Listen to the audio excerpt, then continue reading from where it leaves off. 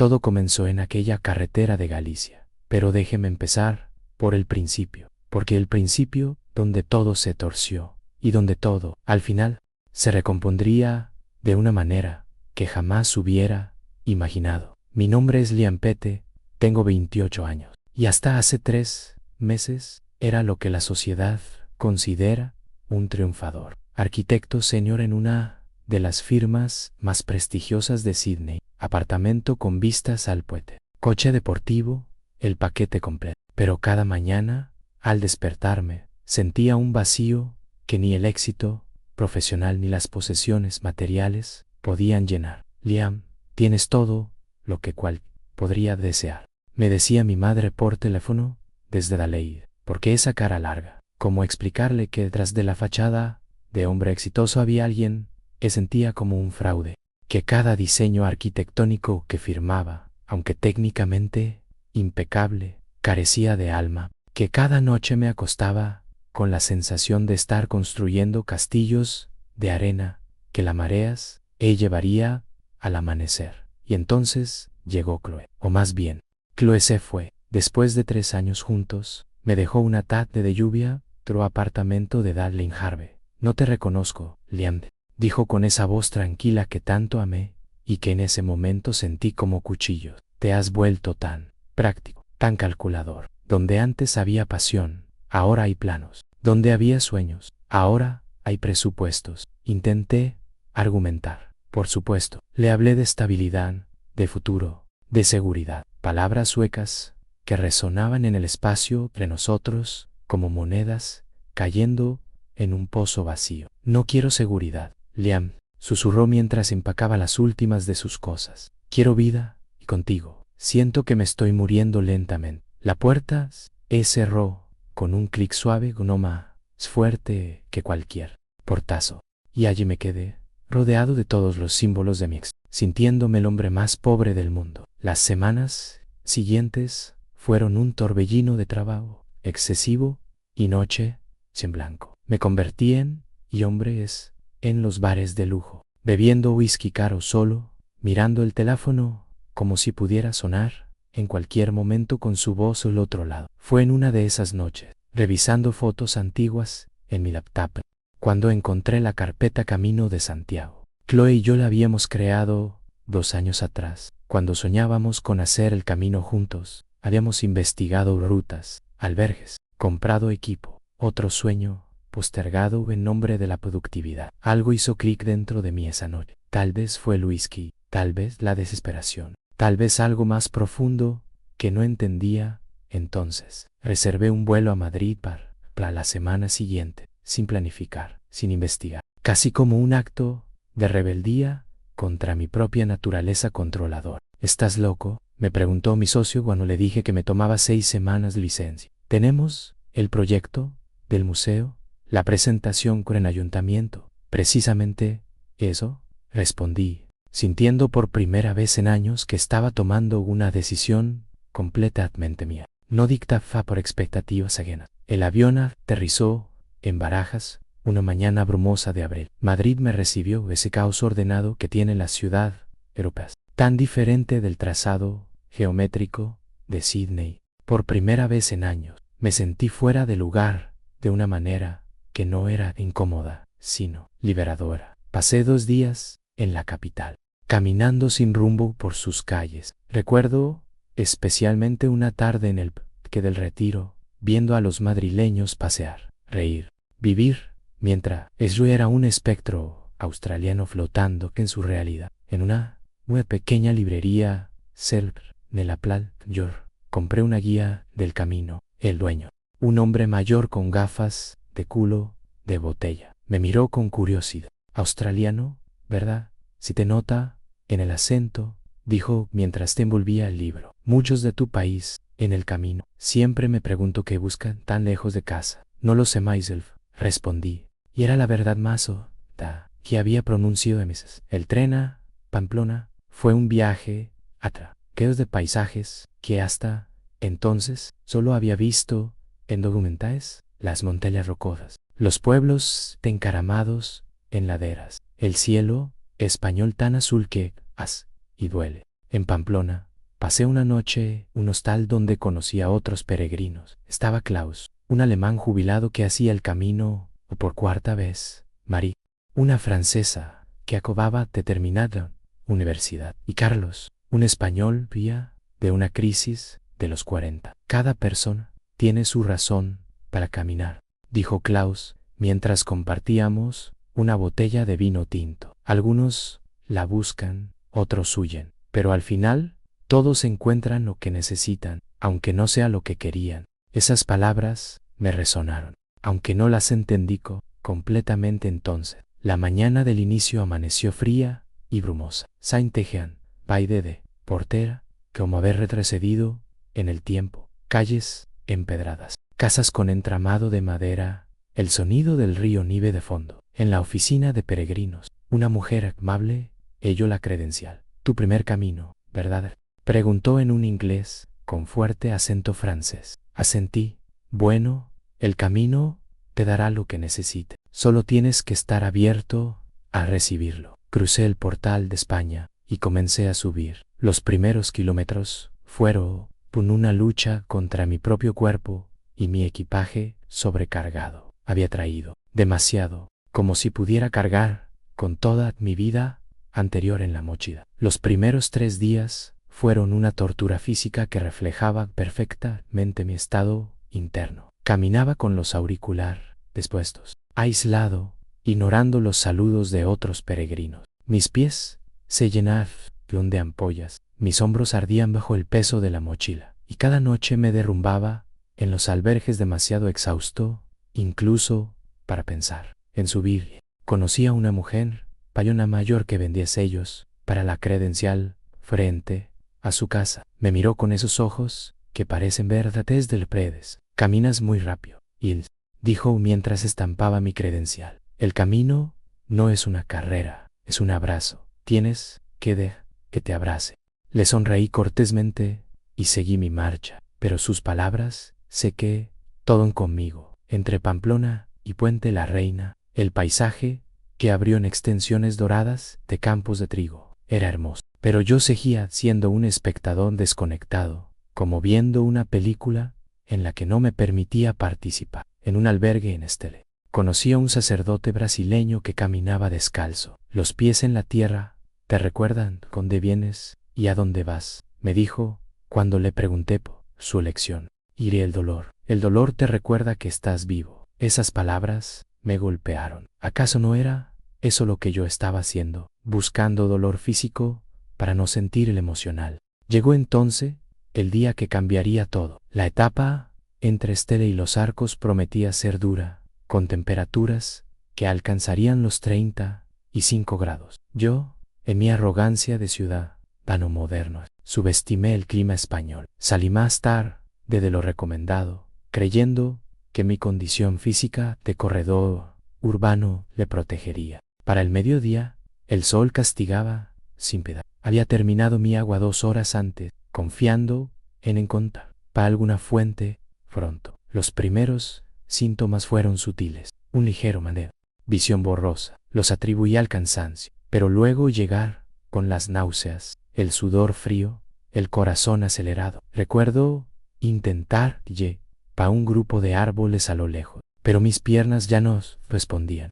El mundo comenzó a girar, los colores se fundieron en una mancha marrón y dorada, y el suelo se elevó para recibirme. La última cosa que recuerdo antes de perder la conciencia fue el sabor de la tierra y la sangre en mi boca, y una extraña sensación de paz, como si finalmente hubiera llegado a donde debía estar. Lo siguiente que supe fue que ya no estaba en el camino, o quizás sí, pero en una versión del camino que trascendí a la realidad física. Estaba rodeado por una luz dorada, cálida, que parecía emanar de todas direcciones y de ninguna al mismo tiempo. No había dolor, no había miedo, solo una paz profunda, como nada que hubiera experimentado jamás. Y entonces, la presencia. No la vi con ojos físicos, porque en el lugar no tenía cuerpo como lo entendemos, pero la sentí con cada fibra de mi ser. Era amor puro, incondicional, el tipo de amor que acepta todo sin juzgar,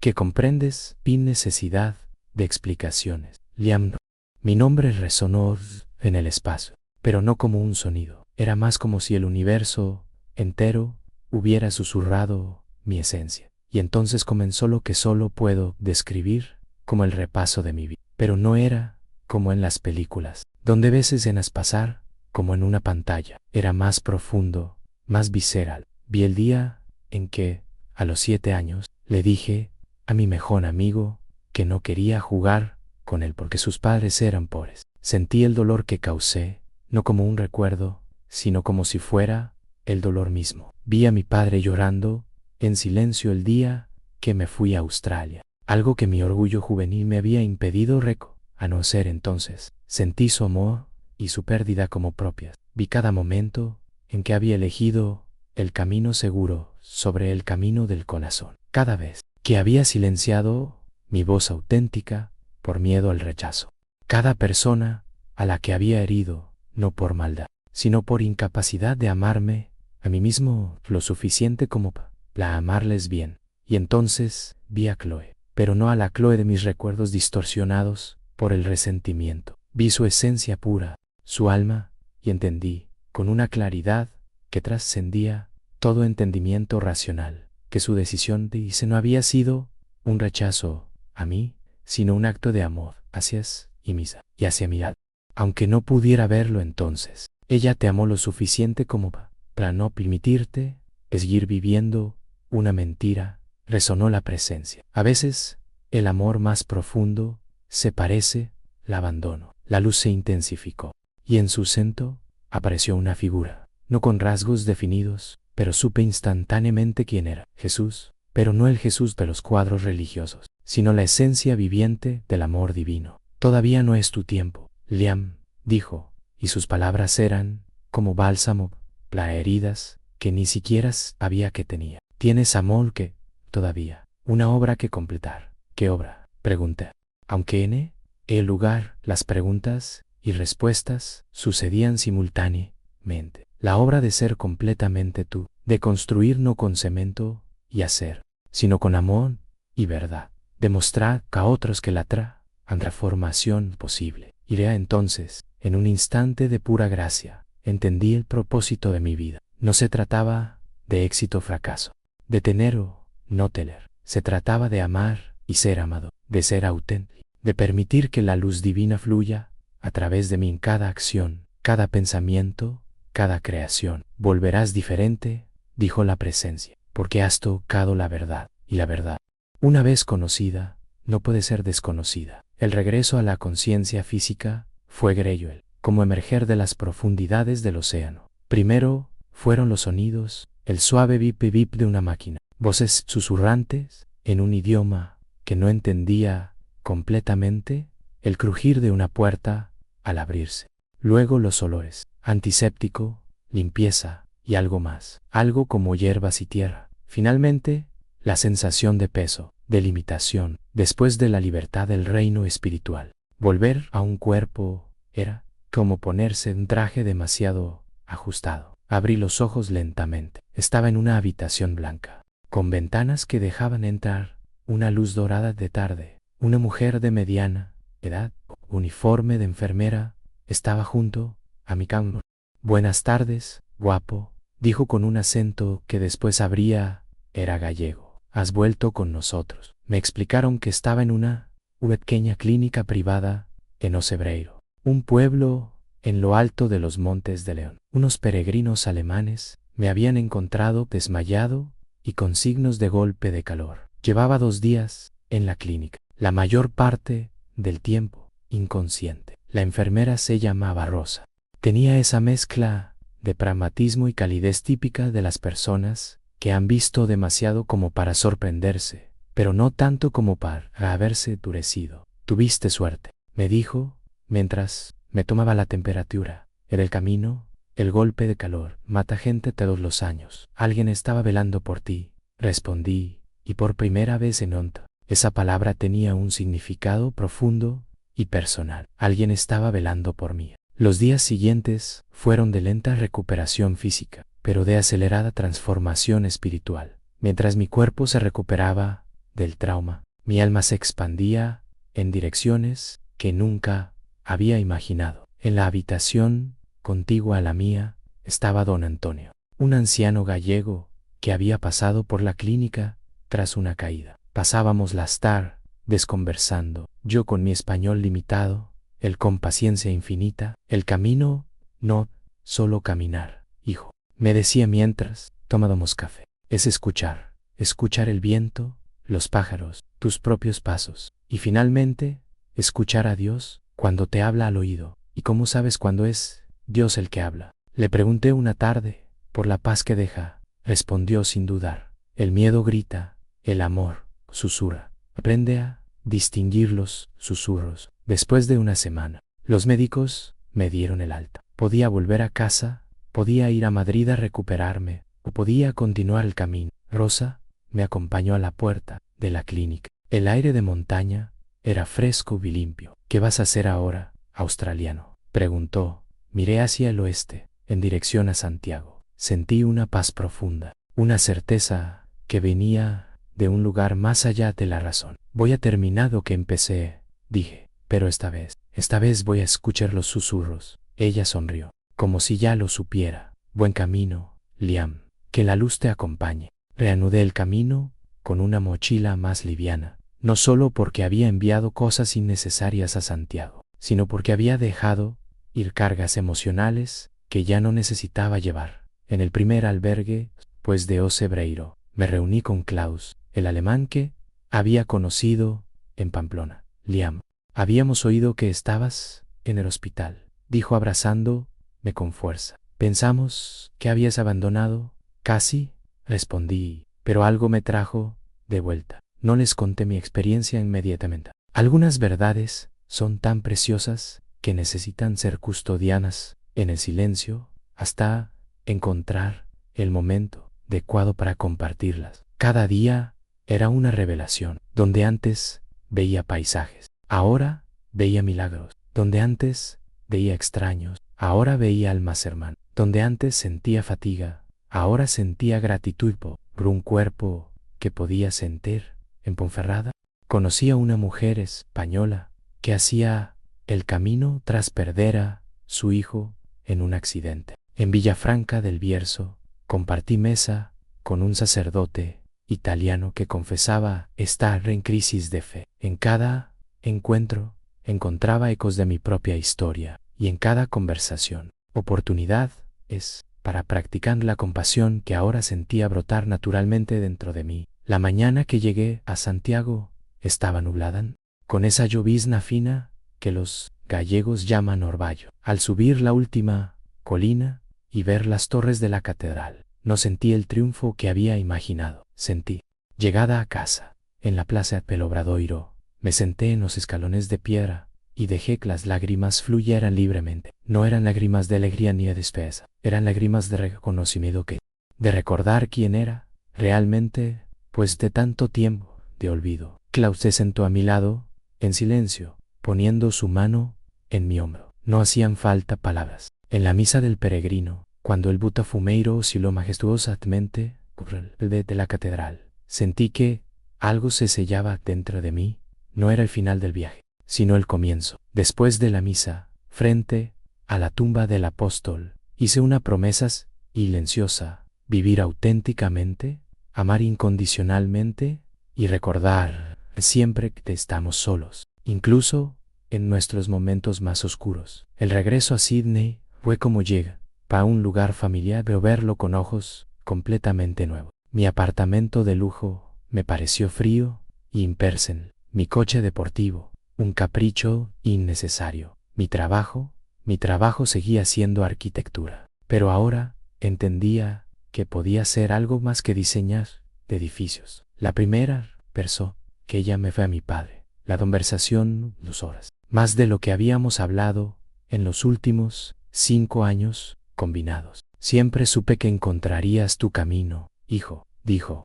Y en su voz escuché un alivio que me partió el corazón, y pedazos que inmediatamente te recomponían de manera más fuerte. Escribí a Chloe, no para pedirle, mira, sino para agradecerle, por amarme lo suficiente como para dejarme ir, por ser valiente donde yo había sido cobarde, por mostrarme, sin saberlo, que la autenticidad es el único camino hacia una vida significativa. Su respuesta llegó una semana después, breve pero profunda. Me alegra que hayas encontrado paz, Liam. Siempre supe que estaba allí, esperando a que la recibieras. Renuncié a mi puesto en la firma prestigiosa y abrí mi propio estudio. Arquitectura consciente. No diseñamos edificios, creamos espacios que sanan, que conectan, que inspiran. Nuestro primer proyecto fue un zen comunitario para jóvenes en riesgo de exclusión. Cada diseño ahora comienza con una pregunta: ¿cómo puede este espacio servir al amor? ¿Cómo puede facilitar la conexión? ¿Cómo puede honrar la tierra y a las personas que la habitan? Ahora, 6 meses después, sigo integrando las lecciones del camino en mi vida cotidiana. Medito cada mañana, no como un ritual, sino como una conversación. Esa presencia conocí en el umbral entre dos mundos. He empezado a escribir un libro sobre mi experiencia, no porque sea especial, sino porque quizás alguien y esté tan perdido como yo lo estaba, y necesite saber que hay esperanza. Y cada atardecer, cuando el sol tiñe de dorado el horizonte de Sydney, me detengo y recuerdo la luz en Galicia, la paz en la catedral, y la certeza profunda de que no es real. La transformación es posible, y que a veces tenemos que morir un poco para aprender a vivir de verdad. Por eso comparto esta historia, porque el verdadero camino no termina en Santiago. Comienza allí y continúa en cada elección, en cada respiración, en cada momento en que elegimos amor sobre miedo, autenticidad de aprobación, vida sobre existencia. Y sé, con una certeza, que me sostiene en los días buenos y en los menos buenos, que nunca estamos verdaderamente solos.